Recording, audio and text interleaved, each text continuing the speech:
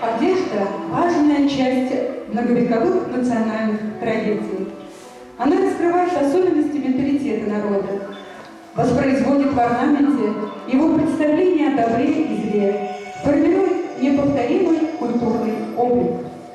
Чувашская одежда представлена разнообразием головных уборов, платьев, костюмов, а также известна богатством вышитых узоров, монетной и бисерной отделки специального кроя. Некоторые старинные наряды дошли до наших дней и пополнили коллекцию. Национальная одежда не представляется без вышитого на ней строгого, но броского чувашского орнамента. Он символичен, рассказывает о возрасте хозяина костюма, его статусе, состоянии, принадлежности к роду. В изделиях преобладает сочетание белого и красного цветов. По верованиям древних чувашей, эта гамма означает сакральную чистоту. В гардеробе каждой чувашской женщины была холстяная рубашка, чевей. Поверх рубахи надевали вышитый передник черщети, а представительницы верховой группы белья вместо него в основном носили фартук, сапог. Весной и осенью представители верховой группы белья носили повседневности шерстяной кафтан, сахма. Мужчины носили холстяные туникообразные рубахи. Здесь грудной разрез располагался и завязывался тесьмой. Простые рабочие рубахи ничем не украшались, а праздничные имели вышивку на грубом разрезе, рукавах и подоле. Считалось, чем богаче узор, тем праздничное одеяние. Головные уборы чуваш – уникальное явление в национальной культуре. Необычные женские шапочки, украшенные вышивкой, бисером, монетами. Тухья – округлый головной убор, который носили девочки и незамужние девушки по праздникам и выходным дням.